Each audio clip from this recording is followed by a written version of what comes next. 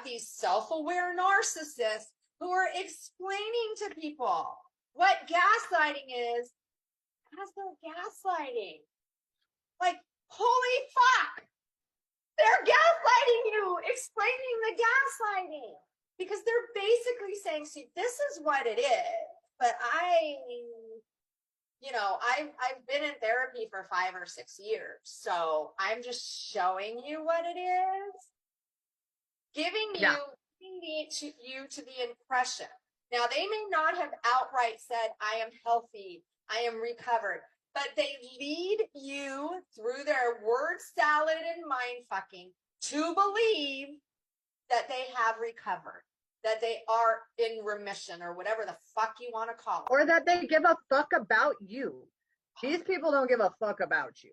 And they'll be like, yeah, we don't give a fuck about you. And you're like, I'm going to listen to everything they tell me. I'm like, why? Why don't you find someone that cares about you? Haven't you already been through enough abuse? Haven't you already been through enough people exploiting you?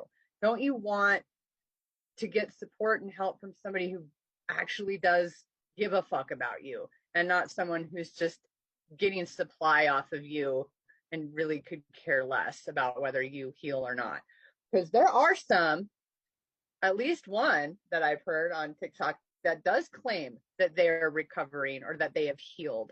And, I mean, if that's the case, then I highly doubt NPD was the accurate diagnosis, or they're just lying. But NPD doesn't magically change, not with a couple years of therapy, not with 5 years of therapy. It usually takes people with cluster B personality disorders about 10 years before they realize that they're in therapy for something.